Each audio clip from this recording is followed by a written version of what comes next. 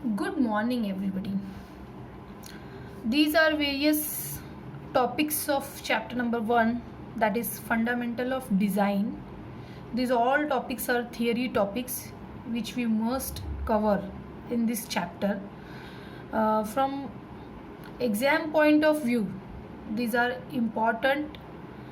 These carry good marks. So we should consider all these topics, and the questions may be of 2 marks, 4 marks or 6 marks from these topics may ask in examination. These are various topics. You can see the list of the topics, these and these many. I have written only those topics which mainly asked in the recent exams.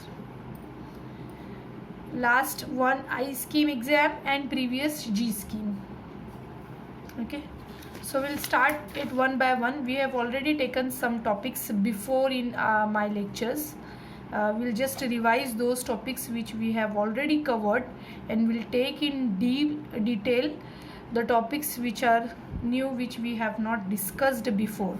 Okay, now we'll start with the very first topic, that is machine design. I have written the page number on which this topic is covered in your textbook of Nirali Prakashan, so you can get the details from there also. Okay, we'll start with the machine design. So what is machine design? We have already defined machine design. Machine design. What is machine design? Machine design is defined as the use of scientific principles, technical information and imagination in the description of a machine or mechanical system to perform specific functions. So this is the definition given in the book. The use of scientific principle, technical information and imagination. Okay, so the designers वो होते हैं जिनके पास customers जो है वो अपनी need लेकर आता है कि we need this machine, the machine should perform like this. So उसका जो एक्सपेक्टेशंस होता है फ्रॉम द मशीन कि मशीन ने क्या काम करना चाहिए, कैसे परफॉर्म करना चाहिए और क्या आउटपुट देना चाहिए, ये वो डिज़ाइनर को बताता है. एंड डिज़ाइनर जो है उसके अकॉर्डिंग जो है वो मशीन का डिज़ाइन करता है. ठीक है, जो उसके पास साइंटिफिक प्रिंसिपल्स है, जो उसकी टेक्निकल इन्फॉर्मेशन है, उसकी बेसिक्स पे प्लस उसका अपना खुद का जो क्रिएटिविटी है वो ऐड करके वो जो प्रोडक्ट है उसको डिज़ाइन करता है, machine design. And we cover everything, पूरा प्रोडक्शन फ्लोर से लेकर production, then modification, design, drawing, everything is covered in the machine design. So this is machine design. Now next topic is steps involved in general design procedure. Steps involved. Steps involved in general design procedure. Steps involved in general design procedure. We have covered this topic also. There are basic 8 steps. Number 1, recognition of need. Recognition of need. What is the need? What is the basic? What must be the basic output? ये machine से हमको क्या मिलना चाहिए? What is the purpose? ये machine हम क्यों बना रहे हैं? Recognition of need. Number 2, selection of mechanism. Okay, so we'll select the mechanism. ऐसा mechanism select करना है जो मशीन का जो आउटपुट है, जो नीड है, उसको फुलफिल करना चाहिए. वो सारे आउटपुट हमको उस मशीन से मिलना चाहिए. Next number 3 is analysis of forces. Next step is analysis of forces. Okay, so इस मशीन को डिज़ाइन करने के लिए जो हमने मैकेनिज्म सिलेक्ट किया है, इसमें कितनी इंटरनल फोर्सेस प्लस कितनी उस पर एक्सटर्नल फोर्सेस आने वाली है. ठीक है, सो मशीन के हर एक मेंबर पे कितनी forces are going to act. ठीक है, इसकी detailed analysis is done in this step, that is analysis of forces. Number 4, fourth step is material selection. Now we'll select the material. Material selection, will select the material कि हमको ये सारा जो जितनी forces जो बेयर करने वाले हैं मशीन के अलग अलग पार्ट्स, ठीक है, तो उतना बेयर करने वाला उसका मटेरियल होना चाहिए. Will select the suitable material, okay, for each and every part of the machine. Now next, fifth step is design of machine element. Now the fifth step is actually our subject, design of machine element. Now we'll design करना मतलब तुमको मैं पहले भी बता चुकी हूँ कि डिज़ाइन करना मतलब उनके डायमेंशंस, जो मशीन के अलग अलग पार्ट्स है, कितने नंबर ऑफ पार्ट्स होंगे और उनके हर एक पार्ट का क्या डायमेंशन होएगा, ठीक है. ये जो मटेरियल सिलेक्ट किया है और ये जो फोर्सेस आने वाली है उसकी बेसिस पर इनके डायमेंशंस क्या होंगे, डिज़ाइन में डायमेंशंस क्या होंगे जो इतनी फोर्सेस को बेयर कर सकती है. Okay, so will design the dimension. हम ये पूरे सब्जेक्ट में यही करते हैं, डिज़ाइन करते हैं हम, अलग अलग डायमेंशंस जो है वो कैलकुलेट करते हैं. अगर तुम लोगों ने क्वार्टर जॉइंट का न्यूमेरिकल देखा रहेगा तो तुमको समझ में आया रहेगा कि हम जो है इसमें अलग अलग पार्ट्स के डायमेंशंस कैलकुलेट करते हैं जो हर तरह की स्ट्रेसेस जो है इस मशीन पर आने वाले स्ट्रेसेस को बेयर कर सकता है, like tension, compression, sharing, crushing. ये सारे स्ट्रेसेस जो उस पर अलग अलग तरह से आ सकते हैं वो सबको बेयर करना चाहिए. तो हमको ऐसे डायमेंशंस डिज़ाइन करने होते हैं. Now next step is modification. Modification, what is modification? हम साइज़ को मॉडिफाई करते हैं. कुछ कभी कभी ऐसा होता है कि कुछ डायमेंशन जो है वो टेंशन के लिए सेफ़ होते हैं बट क्रशिंग में सेफ़ नहीं है. तो इन दिस स्टेप मॉडिफिकेशन हम चेक करते हैं कि ये दूसरे स्ट्रेसेस के लिए भी सेफ़ है या नहीं, या दूसरी क्लाइमेटिक कंडीशंस के लिए वो सेफ़ है या नहीं. ठीक है, अगर वो उसके लिए सेफ़ नहीं है, किसी एक के लिए सेफ़ है बट दूसरे टाइप के स्ट्रेस के लिए सेफ़ नहीं है, तो विल मॉडिफाई द डायमेंशन. हम फिर से वो डायमेंशन जो वो चेंज करते हैं और इस तरह से कैलकुलेट करते हैं कि वो बाकी के स्ट्रेसेस भी लेना चाहिए. तो that is modification. Seventh step is detailed drawing. Okay, in this will do the machine drawing. हम इसमें मशीन ड्राइंग करते हैं, मतलब जो डायमेंशंस हमने फिक्स किए हैं, जो मटेरियल हमने सिलेक्ट किया है, वो सब हम जो है वो ड्राइंग पर बताते हैं. ओके, तो ड्राइंग के अंदर डिटेल ड्राइंग, मैंने तुमको पहले भी बताया है कि ड्राइंग जो है it is the language of a mechanical engineer. एक मैकेनिकल इंजीनियर का डिज़ाइन कंसेप्ट उसके दिमाग में क्या आया है, वो क्या बनाने जा रहा है, वो अपनी ड्राइंग से उसको पूरी तरह से इन ऑल रिस्पेक्ट उसको एग्जिबिट कर सकता है, बता सकता है, उसको कम्युनिकेट कर सकता है with the help of drawing. Now जब ड्राइंग जो है वो भी रेडी हो गया है तो लास्ट स्टेप होता है प्रोडक्शन. ठीक है, प्रोडक्शन फ्लोर पर जो है वो ड्राइंग दे दी जाती है एंड जो फ्लोर के मेंबर्स होते हैं उसको उस तरह से जो भी प्रोसेसेस उन्हें सिलेक्ट किया है, जो उनके पास अवेलेबल मशीनरीज़ है, जो अवेलेबल प्रोसेसेस है, उसके अकॉर्डिंग वो उसको बनाते हैं, उसको मैन्युफैक्चर करते हैं. Okay, so these are the steps involve in general design procedure. ये टॉपिक हम लोगों ने पहले भी कवर किया है. Now next is the stress strain curve for ductile material and brittle material. एक टॉपिक नंबर 1 हो गया, टॉपिक नंबर 2 हो गया. Next topic is stress strain curve for ductile and brittle material. ये भी एक्चुअली हम लोग पहले ले चुके हैं. Stress strain curve, stress strain curve for ductile and brittle material. Ductile and brittle material, क्या डिफरेंस होता है इसमें? Stress strain curve for ductile material and for brittle material. सॉम में सीखा है, ये टॉपिक हम कई बार सीख चुके हैं. ओके,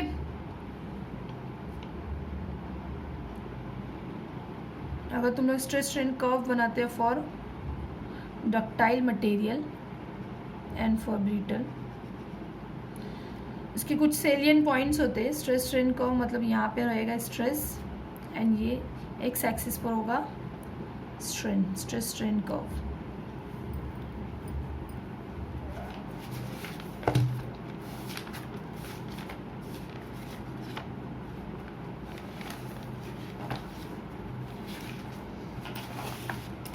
इसमें कुछ सेलियन पॉइंट्स होते हैं, A, B, C, D, E and F. जो बुक में दिए मैं वही अल्फ़ाबेट्स मेंटेन करूँगी. सो कोई भी अगर उसको रेफ़र करेगा तो उसको कोई तकलीफ़ नहीं होगी. ओके, समझने के लिए. Point A, limit of proportionality होता है, सबको हुक्स लॉ पता है। हुक्स लॉ क्या रहता है कि within the limit of elasticity the stress remains in directly proportion to strain. Okay, this is the Hooke's law. So number 1 जो हमको सबसे पहला पॉइंट मिलता है फॉर डक्टाइल मटेरियल के लिए, that is point A, limit of proportionality. इसमें जो स्ट्रेस टू स्ट्रेन का जो प्रोपोर्शन रहता है ये इसकी एक कांस्टेंट वैल्यू होती है, that is called limit of proportionality A. Point B, limit of elasticity. What is limit of elasticity? क्या after crossing the limit of proportionality even the थोड़ी सी जो ये कर्व जो है डेविएट होती है but still the material shows all the elastic properties. ये पॉइंट ओ से लेके बी तक अगर मटेरियल को लोड करने के बाद अगर उसका लोड रिमूव किया वो कम्प्लीटली अपना शेप जो है वो रिगेन कर लेता है, फिर से वो अपनी इलास्टिक प्रॉपर्टी बताता है और एक लोड रिमूव होने के बाद वो फिर से अपना शेप रीगेन कर सकता है। ओके, सो दिए ओ से लेके बी तक is elastic region. Okay, now A and B जो ये बहुत क्लोज पॉइंट्स होते हैं, कुछ बुक्स में तुमको ये एक ही कॉमन पॉइंट मिलेगा, लिमिट ऑफ प्रोपोर्शनैलिटी बोलो या लिमिट ऑफ इलास्टिसिटी बोलो, one and the same thing, but actually these are two points very close to each other. Okay, जैसे ही बी क्रॉस करता है और उसके बाद भी अगर तुम मटेरियल को लोड कर रहे हैं इन टेंशन टेस्ट, सो उसके अंदर उसके बाद जो है मटेरियल जो है वो प्लास्टिक रीजन में इंटर करता है यहाँ पर, बट प्लास्टिक रीजन में एंट्री लेने के बाद अब अगर उसका लोड हम रिमूव करेंगे it will not regain its shape, वो फिर से अपना शेप जो है वो नहीं ले सकता है। ओके, नाउ पॉइंट सी के बाद पॉइंट सी जो इसको हम लोग यील्ड पॉइंट बोलते हैं। सी एंड डी ये दोनों यील्ड पॉइंट है। एक्चुअली क्या होता है इस रीजन में जैसे ही इलास्टिक रीजन खत्म होकर जब मटेरियल प्लास्टिक रीजन में एंट्री लेता है, ठीक है, सो यहाँ पर जो है ये फ्लक्चुएशन होता है ऑफ स्ट्रेस का जो है वो बहुत सीवियर फ्लक्चुएशन होता है। ठीक है, लोड जो है वो उतना अप्लाई नहीं किया तो भी जो स्ट्रेन उसमें इंड्यूस होता है वो ज़्यादा होता है। तो इसमें जो फ्लक्चुएशन होता है उसकी हम एक अपर लिमिट पकड़ते हैं और एक लोअर लिमिट पकड़ते हैं। अपर को हम बोलते हैं अपर यील्ड पॉइंट और लोअर को बोलते हैं लोअर यील्ड पॉइंट। ना after crossing the lower yield point the material जो against it starts to showing the elastic property, फिर से ये इलास्टिक जैसे बिहेव करने लगता है। Okay, but actually this is not the elastic region, but इसमें क्या होता है स्ट्रेस और स्ट्रेन जो है उसका प्रोपोर्शन जो है वो थोड़ा थोड़ा ये रीजन जैसा दिखता है, इसलिए उसको ऐसा बोलते हैं कि ये फिर से इलास्टिक प्रॉपर्टीज बता रहा है। ओके, इन दिस जो मैक्सिमम वो लोड बेयर करता है फेलियर के पहले, that is called ultimate stress. So the stress corresponding two point E will be ultimate stress. ये मैक्सिमम लोड वो बेयर करता है मटेरियल बिफोर फेलियर। जैसे ही वो अल्टीमेट स्ट्रेस बेयर कर लेता है उसके बाद जो है वो थोड़ा भी स्ट्रेस में थोड़ा भी अगर लोड में इंक्रीमेंट होता है तो क्या होता है यहाँ पर द नेक फॉर्मेशन, जो मटेरियल जो है उसके डायमेंशंस जो रिड्यूस होना शुरू हो जाते हैं। ठीक है, एंड मटेरियल जो वो फेल होता है अल्टीमेट पॉइंट का जो स्ट्रेस है उससे भी कम की लोड की वैल्यू पर। So the final point is breaking point, breaking stress. So point A के करस्पॉन्डिंग जो स्ट्रेस रहेगा this will be stress at limit of proportionality, point B पर stress at limit of elasticity, point C stress at upper yield point, point D stress at lower yield point, point E stress at ultimate point and point F stress at breaking point. So these are various salient points जो हमको मिलते हैं जब हम tension test करते हैं for a ductile material. Okay, you can get the detail from your book also, the detailed description, the detailed explanation. Now we'll see the stress strain curve for a brittle material. In brittle material we directly get the ultimate point or the breaking point. इस material के लिए कोई ABCD ये points नहीं है, एक ही point है, that is उसको तुम E बोलो या F बोलो, यही अल्टीमेट है और यही ब्रेकिंग है। ओके, द मटेरियल जो है वो इलास्टिक प्रॉपर्टीज बताता है, ठीक है, but suddenly after bearing a very high amount of load वो सडनली फेल होता है। फेल होने के पहले वो ऐसा कोई यील्डिंग वाली ऊपर नीचे फ्लक्चुएशन इन स्ट्रेस या अल्टीमेट वाली या नेक फॉर्मेशन वाले कोई लोड या स्ट्रेस नहीं बताता है। ओके, सो ये स्ट्रेस स्ट्रेन कर्व है फॉर ब्रिटल मटेरियल। इसके अंदर यू कैन से कि यहाँ पे भी एक लिमिट ऑफ प्रोपोर्शनैलिटी वाला एक पॉइंट मिलता है, point a limit of proportionality, जहाँ तक कि ये कर्व जो है वो स्ट्रेट स्ट्रेट लाइन जैसी दिखती है, और उसके बाद ये जो है उसका कर्विकल नेचर जो है वो एग्जिबिट करती है। ओके, मटेरियल जो है वो लिमिट ऑफ प्रोपोर्शनैलिटी तक जो है वो इलास्टिक लिमिट के अंदर होता है। अगर मटेरियल का लोड रिमूव किया तो फिर से अपना शेप एंड साइज रीगेन करता है, बट इसके बाद जो है वो, इसके बाद भी जो है वो शो नहीं करता है any change in dimension. But इसके बाद जो ये रीजन होता है ये टोटली प्लास्टिक रीजन होता है। इसमें लोड हटाने के बाद में वो कोई अपना शेप रीगेन नहीं करने वाला है। इसका शेप जो है वो almost after up to the failure वो सेम ही होता है ब्रेकिंग तक। In such materials the elastic limit lies above the proportionality limit.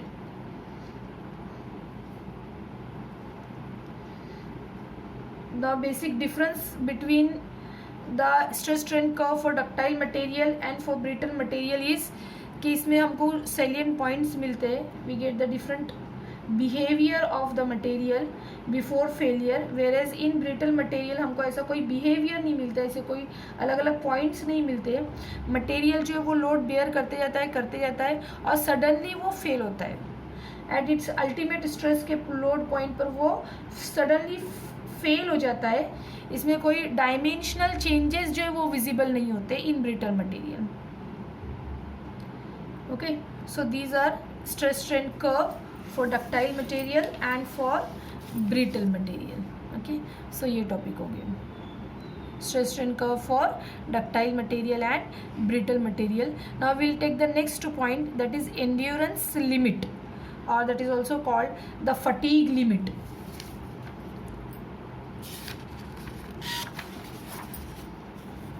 Fatigue, what is fatigue? One type of stress. What is fatigue? If the material bears the repetitive type of stress, if the material bear the stress in repeated nature, material पे जो है load वो एक constant load नहीं है, बल्कि वो repeated in nature है, रिपीट हो रहा है बार बार। वो कोई भी सपोज टेंसाइल लोड है, बट टेंसाइल लोड कम ज़्यादा फ्लक्चुएट हो रहा है। ओके, या कॉम्प्रेसिव टाइप का लोड है, और it is a combination of tension and compression, and उसका जो वैल्यू है वो कंटिन्यूसली चेंज हो रही है। तो हम कहते हैं कि इस टाइप का मटेरियल जो है वो डेफिनेटली उसकी अल्टीमेट लोड से बहुत कम वैल्यू पर फेल होगा, बिकॉज उसमें जो स्ट्रेस इंड्यूस हुआ है वो उसका नेचर जो है वो फटीग है, फटीग के नेचर में इंड्यूस हुआ है fatigue. So what is fatigue? When a material is subjected to repeated stresses, it fails at stress below yield point stresses. Ultimate भी नहीं, yield point के भी स्ट्रेस के कम वैल्यू पर वो फेल हो जाता है। Such type of failure is called fatigue failure. What is fatigue? When a material is subjected to repeated stresses, अगर उस पर अलग अलग वैल्यू का स्ट्रेस जो है वो रिपीट हो रहा है बार बार, कोई एक पर्टिकुलर नेचर या कोई दो नेचर पर्टिकुलर रिपीट हो रहा है, समटाइम्स टेंशन, कुछ देर के बाद कॉम्प्रेशन, फिर टेंशन, फिर कॉम्प्रेशन, अगर इस तरह का रिपीट हो रहा है नेचर स्ट्रेस का, देन मटेरियल जो है वो यील्ड पॉइंट के वैल्यू से भी नीचे, इससे भी काफ़ी कम वैल्यू ऑफ स्ट्रेस पर फेल हो जाएगा, उसमें फेलियर आ जाएगा, it will fail, it will not sustain. ठीक है, such type of stress is called fatigue failure. Okay, now fatigue को एक स्पेसिफिक कैरेक्टरिस्टिक देने के लिए हमने क्या किया है, उसको एंड्योरेंस, इस प्रॉपर्टी को एंड्योरेंस लिखा है। ठीक है, actually fatigue and endurance both will be considered same. Fatigue का मेजरमेंट जो होता है वो एंड्योरेंस से होता है, एंड्योरेंस लिमिट।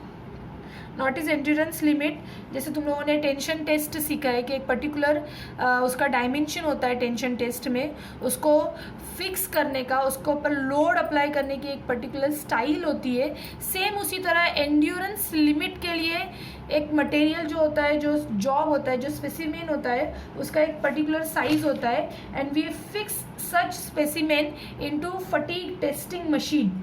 उस स्पेसिमेन को हम जो है फटीग टेस्टिंग मशीन में फिट करते हैं और उसको इस तरह से लोड करते हैं, जो स्पेसिमेन है उसको इस तरह से लोड करते हैं कि उस पर बेंडिंग स्ट्रेस होएगा, उस पर बेंडिंग स्ट्रेस विल एक्ट, ठीक है। Bending stress, now bending stress जो वो सबको पता है कि bending stress it is the combination of tension and compression simultaneously, okay, tension and compression simultaneously. So in fatigue testing machine हम स्पेसिमेन को फिक्स करते हैं, उसको इस तरह से लोड करते हैं और उसको रोटेट करते हैं कि वो कंटिन्यूसली जो है वो it will be under the action of bending stress.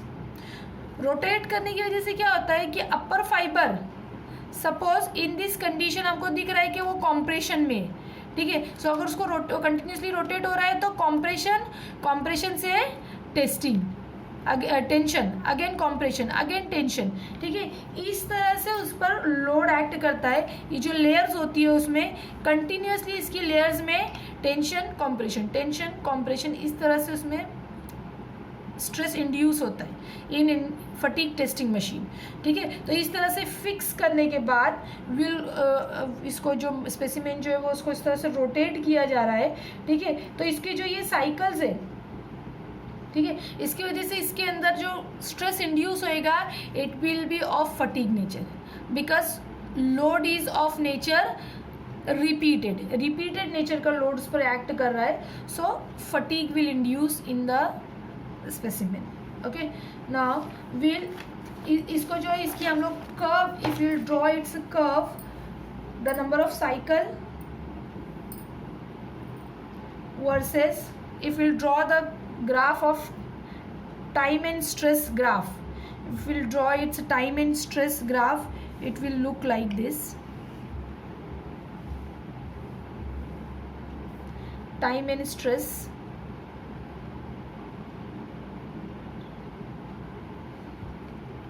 ये इस पर स्ट्रेस है और एक्स एक्सिस पर टाइम है।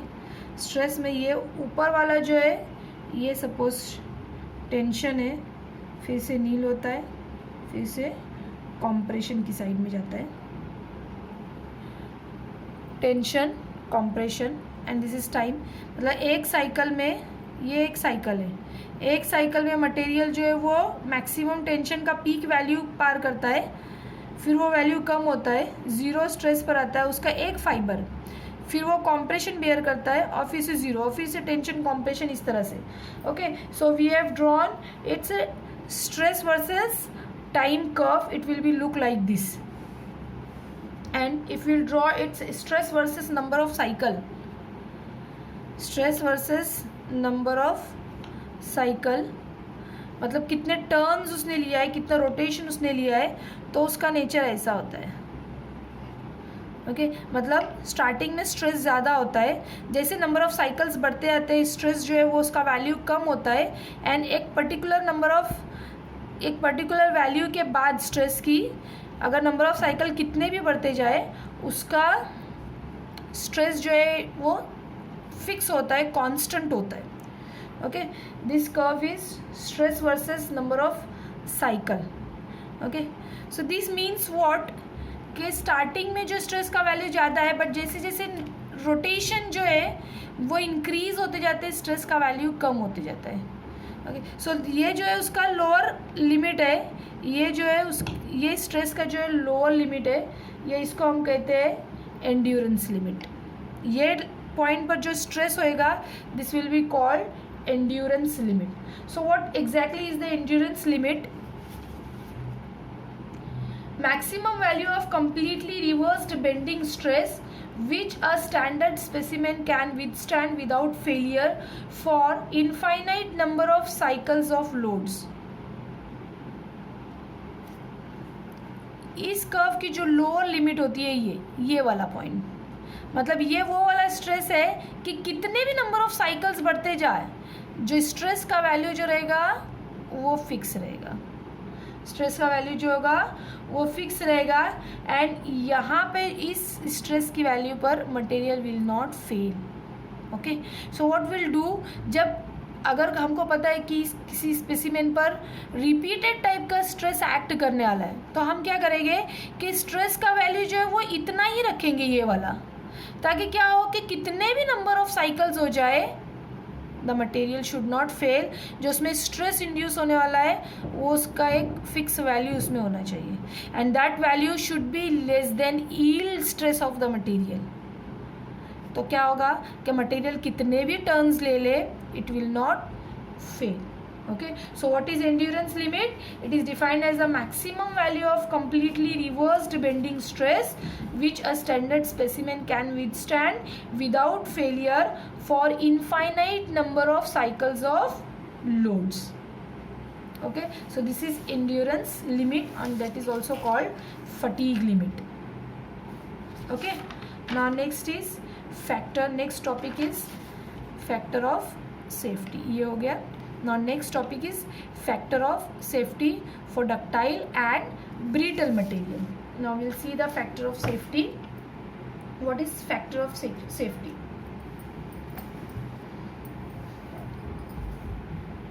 जनरली जो डक्टाइल मटेरियल होता है उसका मैक्सिमम स्ट्रेस वो कितना बेयर कर सकता है? ऑब्वियसली उसके अल्टीमेट स्ट्रेस जितना, ठीक है। तो जब हम मशीन का जो डायमेंशन डिज़ाइन करेंगे, ये मैं फैक्टर ऑफ सेफ्टी डिस्कस कर रही हूँ।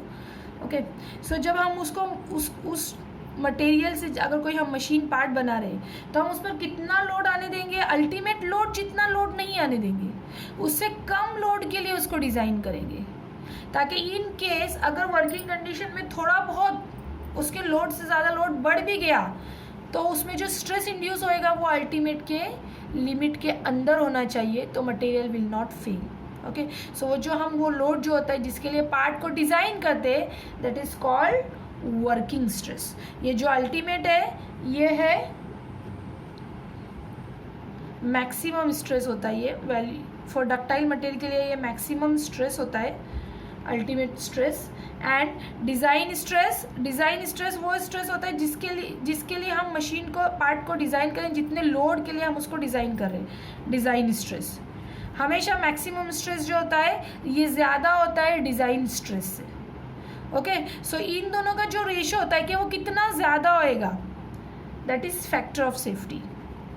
Maximum stress divide by design stress, ये जो दोनों का रेशो होता है वो फैक्टर ऑफ सेफ्टी होता है। मतलब मशीन की जितना लोड करने की मैक्सिमम वैल्यू है उतने लोड तक के पार्ट को लोड नहीं करना है, उससे कम किसी वैल्यू पर, डिज़ाइन वैल्यू पर उसको लोड करना है, और उतने ही लोड बेयर करने के लिए वो मशीन पार्ट डिज़ाइन होता है। तो जो डिज़ाइन से लेके मैक्सिमम तक की जो बीच की रेंज होगी स्ट्रेस की, वो सेफ रेंज होती है। मतलब अगर डिज़ाइन स्ट्रेस से कभी किसी कंडीशन की वजह से, किसी वर्किंग कंडीशन की वजह से या कुछ अनप्रिडिक्टेबल कंडीशंस की वजह से अगर सपोज उस पर स्ट्रेस ज़्यादा आ भी गया डिज़ाइन से ज़्यादा, तो मैक्सिमम से कम ही होना चाहिए। सो हम फैक्टर ऑफ सेफ्टी इसीलिए कंसीडर करते हैं कि जो स्ट्रेस रहेगा it should always be within the limit of maximum stress the material can beer.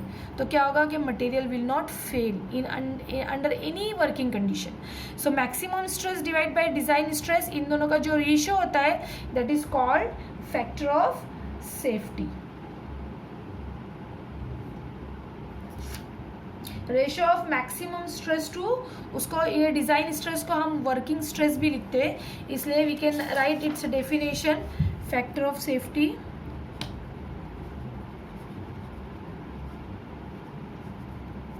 Maximum stress, material की खुद की प्रॉपर्टी, मैक्सिमम स्ट्रेस वो कितना बेयर कर सकता है, डिवाइड बाय डिज़ाइन स्ट्रेस, कितने स्ट्रेस के लिए, कितने लोड के लिए हम उसको डिज़ाइन कर रहे हैं, या डिज़ाइन स्ट्रेस जो है उसी को वर्किंग स्ट्रेस भी कहते हैं।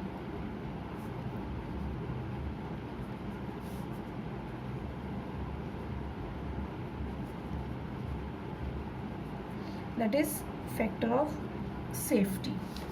Now factor of safety in case of ductile material, ductile material के लिए जो मैक्सिमम स्ट्रेस का वैल्यू रहता है ये हम यील्ड पॉइंट वाला कंसीडर करते हैं, बिकॉज यील्ड के बाद जो है मटेरियल जो है वो प्लास्टिक रीजन में एंट्री लेता है। मतलब उसका जो डायमेंशनल चेंजेस अकर हो सकते हैं, उसमें डायमेंशनल चेंजेस आ सकते हैं which is not desirable in any machine component के लिए ये डिज़ायरेबल प्रॉपर्टी नहीं है। सो फॉर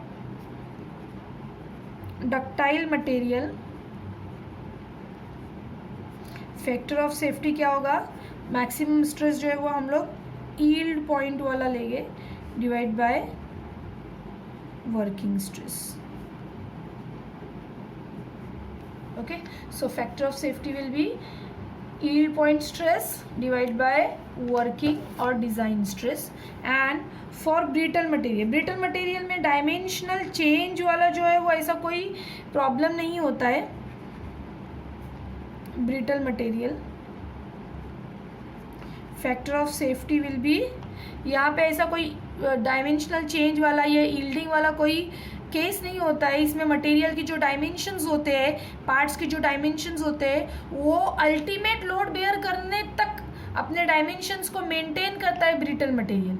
इसलिए हम लोग यहाँ पर मैक्सिमम स्ट्रेस जो है वो अल्टीमेट वाली वैल्यू ही लेंगे. उसमें ऐसी कोई यील्ड वाली या इंटरमीडिएट कोई वैल्यू नहीं होती है.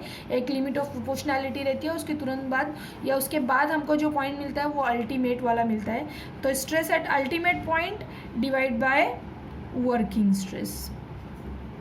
सो factor of safety for brittle material and for ductile material, ये दोनों के लिए मैंने यहाँ पर फॉर्मूले लिख दिए. You can remember these formulas, these values. Simple है, उसमें कुछ इतना खास ऐसा है नहीं, या कोई बहुत डिफ़िकल्ट नहीं है. Okay, now factor of safety जो ये ऐसा टॉपिक है जिस पर कई बार एग्जाम में क्वेश्चंस आए हैं. जैसे कि एग्जाम में पूछा है importance of factor of safety in design of machine elements. Importance क्या है फैक्टर ऑफ सेफ्टी का. इतना एक्सप्लेनेशन सुनने के बाद यू कैन ऑल्सो इमेजिन कि इम्पॉर्टेंस क्या है. अगर हमने फैक्टर ऑफ सेफ्टी लिया है तो मशीन को वर्किंग स्ट्रेस पर डिज़ाइन किया है, तो वर्किंग से लेके अल्टीमेट तक बीच के जो स्ट्रेसेस है, किसी अनप्रिडिक्टेबल सर्कमस्टेंसेस की वजह से अगर मशीन पर लोड जो है वो उसके डिज़ाइन स्ट्रेस से या वर्किंग स्ट्रेस से ज़्यादा भी आ गया, तो वो जो ये दोनों की जो बीच की रेंज होएगी उसमें वो सेफ रहेगा. It will not fail. Okay, so what are the importance?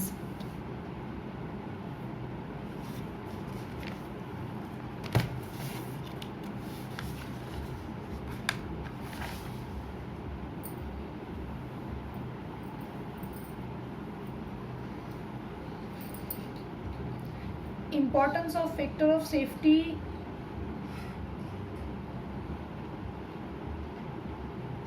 यही है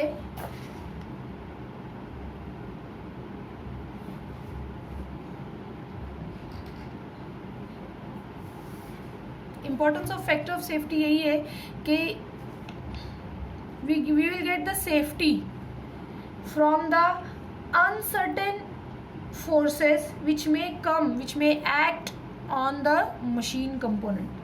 सो अनसर्टेनिटी के से हमको सेफ्टी देता है, plus variation in properties of material like yield strength और अल्टीमेट स्ट्रेंथ. अगर किसी क्लाइमेटिक कंडीशन की वजह से या वर्किंग इन्वायरमेंट की वजह से मटेरियल का अगर कोई प्रॉपर्टी चेंज होता है, उसमें कुछ वेरिएशन होता है, ठीक है, सो ये जो सेफ लिमिट है उसके अंदर वो कवर हो जाएगा.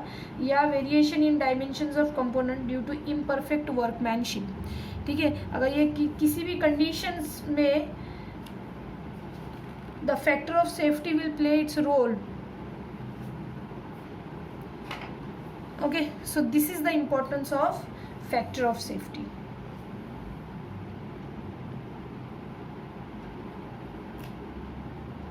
In order to ensure the safety against circumstances, factor of safety is used. In order to ensure the safety against such circumstances, और वो circumstances है uncertainty in magnitude of external forces acting on the component, variations in the properties of material like yield strength or ultimate strength, variations in dimensions of component due to imperfect workmanship. Okay, these points are given in your book also, so you can get the detail from there also. Importance of factor of safety. Now factors on which the factor of safety depends. Factor of safety जो है वो किस factors पर depend करता है. Okay, इसमें कई सारे points 7 to 8 points are given. Factor of safety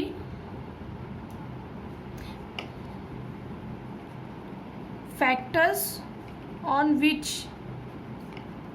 factor of safety depends. Number 1, reliability of properties of material and change in these properties during services. अगर मटेरियल की जो प्रॉपर्टीज़ है, उसकी जो different mechanical and physical properties है, अगर वो reliable है, मतलब मटेरियल जो उतना वेरिएशंस नहीं बताता है, मटेरियल अपनी प्रॉपर्टीज़ को मेंटेन कर सकता है in for the various changes in during services, अगर मटेरियल रिलायबल है, we can select the lower value of factor of safety. Okay, now second point is reliability of applied load. जो भी load material पर आने वाला है उसकी reliability की, ये इतना काउंट किया हुआ इतना लोड इतने ही नेचर में उस पर एक्ट करने वाला है, अगर ये रिलायबल है, ठीक है, तो वी कैन कंसीडर, तो हमको एक आइडिया मिलता है कि इतना फैक्टर ऑफ सेफ्टी हम कंसीडर कर सकते हैं। Next number 3, number of no doubt about exact type of failure. अगर हमको टाइप ऑफ फेलियर जो है मटेरियल किस तरह से फेल होने वाला है ये हमको एग्जैक्ट पता है, तो ये भी एक इम्पॉर्टेंट फैक्टर रहेगा to select the factor of safety. उसके अकॉर्डिंग हम सिलेक्ट कर सकते हैं। देखो, अगर हमको ये पता ही नहीं है कि किस टाइप से मटेरियल फेल होने वाला है, तो हमको हो सकता है अगर वो टेंशन से भी फेल हो सकता है, कॉम्प्रेशन से भी या क्रशिंग में भी, लेकिन टेंशन में जो है वो फैक्टर ऑफ सेफ्टी का वैल्यू उस मटेरियल के लिए हो सकता है कम रहेगा, कॉम्प्रेशन में थोड़ा ज़्यादा रहेगा, एंड क्रशिंग में शायद उससे भी ज़्यादा रहेगा।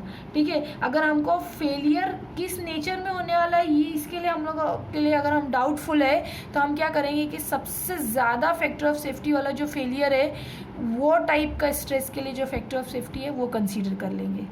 ओके, बट अगर हम लोगों को उसके एग्जैक्ट टाइप ऑफ फेलियर पता है, अगर हमको पता है कि टेंशन में ही ये फेल होने वाला है, हालांकि इस टाइप के कंपोनेंट का क्रशिंग स्ट्रेस का वैल्यू ज़्यादा है, बट वो टेंशन में ही डेफिनेटली फेल होने वाला है, तो हम ऐसा ही फैक्टर ऑफ सेफ्टी कंसीडर करेंगे जो टेंशन के लिए सेफ हो, बट ये हमको एग्जैक्ट पता होना चाहिए type of failure. Number 4, extent of stress concentration. कितना उसमें स्ट्रेस कॉन्सेंट्रेशन होता है उस मटेरियल में, या वो मटेरियल जो है वो कितना रिस्पॉन्स देता है टू स्ट्रेस कॉन्सेंट्रेशन, ये अगर हमको पता है तो that is also important factor to consider the factor of safety. Extent of initial stresses setup during manufacturing. सबको पता है कि मैन्युफैक्चरिंग के वक्त कुछ इनिशियल स्ट्रेस सेट होते हैं हर मशीन पार्ट में, ठीक है, मतलब ये एडिशनल है other than actual working condition में जो उस पर स्ट्रेसेस आने वाले हैं, उसको छोड़ के अलग स्ट्रेसेस जो स्टार्टिंग में मटेरियल को मैन्युफैक्चरिंग करने के टाइम पे, वो भी अगर हम लोगों को पता है कि कितना स्ट्रेस उसमें इंड्यूस होता है, तो उसको भी हम कंसिडर करके फैक्टर ऑफ सेफ्टी कंसिडर करेंगे। Number 6, extent of loss of life if failure occurs. अगर लॉस ऑफ लाइफ उसमें ज़्यादा है, अगर फेलियर होता है, तो ऐसी केसेस में हम higher factor of safety consider करेंगे, ताकि कुछ भी हो जाए there should not be any loss of life. ठीक है, मतलब फैक्टर ऑफ सेफ्टी जितना ज़्यादा रहेगा उतना सेफ्टी की जो रेंज रहेगी, जो लिमिट रहेगी, वो ज़्यादा होगी। Number 7, extent of simplifying assumptions. कितना हम अजम्पशंस को सिंप्लीफाई कर सकते हैं एक पर्टिकुलर केस में, उसके बेस पे भी we can consider the factor of safety. या reliability of test results carried out on actual machine parts. अगर हम लोग ने वो मशीन पार्ट को जो एक्चुअली डेवलप करने के पहले या प्रोडक्ट को मार्केट में लाने के पहले अगर उस पर टेस्ट किए हुए, तो वो टेस्ट कितने रिलायबल है, अगर वो हमको एग्जैक्ट वैल्यूज़ देते हैं कि मशीन का पार्ट कितना चलने वाला है या कब फेल होने वाला है, तो उसके बेस पे we can consider the factor of safety. तो these are different 8 points based on which we can consider the factor of safety. उसके बाद नीचे कुछ एक्सप्लेनेशन दिया हुआ है, जैसे कि कब हम फैक्टर ऑफ सेफ्टी ज़्यादा लेंगे और कब हम फैक्टर ऑफ सेफ्टी कम लेंगे। तो फैक्टर ऑफ सेफ्टी ऑब्वियसली कब ज़्यादा रहेगा, यहाँ पे कुछ पॉइंट्स पढ़ने के बाद हमको समझ आ जाता है। जैसे extent of loss, point number 6, extent of loss of life. अगर लॉस ऑफ लाइफ जो है वो उसके लिए ज़्यादा डेंजर है, अगर ऐसा कोई फेलियर हो सकता है मशीन पार्ट को इन वर्किंग कंडीशन में कि suddenly the life of the worker में भी लॉस, ठीक है, तो ऐसे केस में हम लोग फैक्टर ऑफ सेफ्टी ज़्यादा लेंगे। Analysis of loads with respect to magnitude and nature is difficult to estimate. Okay, अगर हम लोगों को हम प्रॉपरली एनालिसिस नहीं कर सकते मशीन की एक्चुअल रनिंग कंडीशन में उस पर कितना लोड या किस नेचर का लोड आने वाला है, ये अगर हम एग्जैक्टली एनालाइज नहीं कर सकते, ठीक है, अगर वो डिफ़िकल्ट है ये करना, तो हम हायर फैक्टर ऑफ सेफ्टी लेंगे। रिलायबिलिटी ऑफ पार्ट्स, कितने रिलायबल है, अगर उसका रिलायबिलिटी ऑफ पार्ट्स जो है वो कम है, will take higher factor of safety. Chances of accidental loading का चांस अगर ज़्यादा है will take higher factor of safety. Material likely to corrode, अगर मटेरियल ऐसा है कि जो करोड होने वाला है will take higher factor of safety. Now when we can take the lower factor of safety, वहाँ पे जो ऐसे parts which are used less frequently, बहुत कम यूज आते हैं, वहाँ we can consider lower factor of safety. No damage to property and lives of workers in case of design failure. अगर मशीन पार्ट फेल भी हो गया तो किसी को प्रॉपर्टीज़ को या लाइफ को कुछ नुकसान अगर नहीं होने वाला है, will consider lower factor of safety. In case of failure little time and low money is needed for rectification. अगर फेलियर हो भी गया तो उसका एक तो लाइफ प्रॉपर्टी या लाइफ नहीं डैमेज हो रही है, और अगर उसको रिकवर करने के लिए, उसको रिपेयर करने के लिए कम पैसा या कम मनी या कम टाइम लगता है, वो इजीली हो सकता है, तो there also we can consider lower values of factor of safety. Okay, तो अब तक के लिए we have discussed in this my lecture, we have discussed the definition for machine design, the steps involved in general design procedure. Total there are 8 steps. Next, stress strain curve for ductile material and brittle material. We have also discussed the endurance limit और fatigue limit. The fatigue failure जो है वो क्या होता है, उसका nature क्या होता है, और fatigue failure के मेजरमेंट के लिए endurance limit जो होती है वो क्या होती है, वो कैसे हम endurance testing limit fatigue testing machine में वो किस तरह से हम उसके ऊपर ग्राफ बना के उसका कर्व बना सकते हैं. Okay, next factor of safety, उसकी importance in design of machine elements and factors on which the factor of safety depends. ठीक है, so we have covered up to here. Okay, so listen my lecture carefully, go through the details from your book, textbook, and make the notes so you can cover this topic very easily. Okay.